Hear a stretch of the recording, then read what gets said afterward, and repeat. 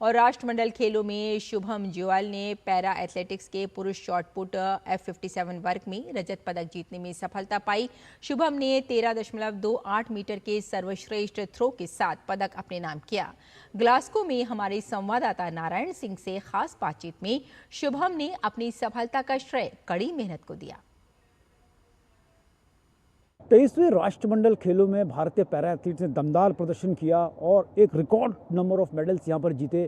चाहे शॉटपुट हो, जैवलिन हो, चाहे कोई भी पैरा स्पोर्ट्स हो, चाहे स्प्रिंट हो, उन्होंने कमाल किया। इस वक्त हमारे साथ हैं शॉटपुटर शुभम जुयाल, जिन्होंने कमाल का प्रदर्शन किया और 1-2 फिनिश किया हमारे खिलाड़ियों ने और यहाँ पर सिल्वर मेडल है। तो ओवरऑल क्या रही जर्नी? अगर देखूँ मैं तो आज से जस्ट 4 साल पहले एग्जैक्टली 1 अगस्त 2022 को मैं आईसीयू में था एंड आज मैं देखता हूँ खुद को, तो मैंने कभी ये सोचा नहीं था कि 4 साल बाद मैं 2026 में कॉमनवेल्थ खेल रहा हूँ एंड नॉट इवन खेल रहा हूँ बट मेडल भी लेके दूंगा देश को।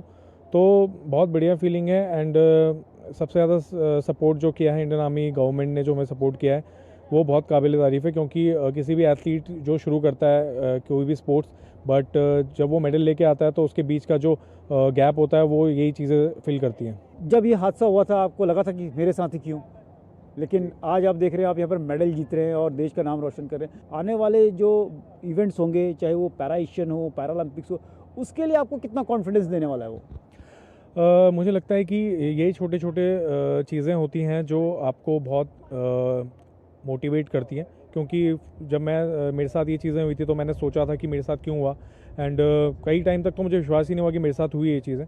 बट वही होता है कि आपको मूव ऑन करना पड़ता है, आपको अपने फ्यूचर पे फोकस करना पड़ता है एंड मैंने वही किया। एंड वही होता है कि आप जितने इवेंट्स खेलते रहते हो आपका जो मोटिवेशन होता है या फिर आपका कॉन्फिडेंस होता है वो बढ़ता रहता है। एंड अभी कॉमनवेल्थ में मेडल आया है तो अभी एशियन एंड देन उसके बाद हम अगले साल वर्ल्ड चैम्पियनशिप है एंड उसके बाद 2028 में LA तो है ही।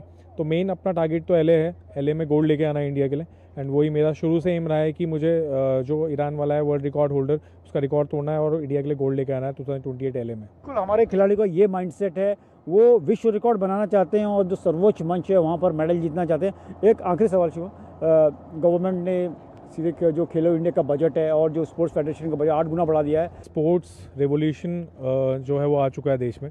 क्योंकि आप देखिए, आपने देखा होगा कि जैसे खेलो इंडिया शुरू हुआ था, इनिशिएटिव शुरू हुआ था, तो अभी इस साल इतने नेशनल रिकॉर्ड टूटे हैं एथलेटिक्स में एंड पैरा एथलेटिक्स तो बढ़िया कर ही रहा है। तो मुझे लगता है कि जो ये रिवॉल्यूशन आया है इससे इंडियन स्पोर्ट्स को बहुत फ़ायदा होने वाला है एंड आप देखना 2028, 2032, 2036 जो इंडिया में होगा, जो इंडिया बिड कर रहा है अभी ओलंपिक्स के लिए, रिकॉर्ड तोड़ मेडल्स आएंगे।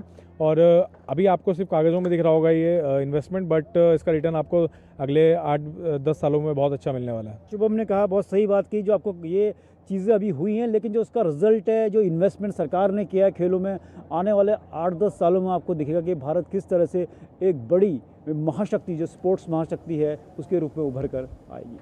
कैमरा पर्सन स्टालिन प्रभु के साथ Narayan Singh, DD news, Glasgow.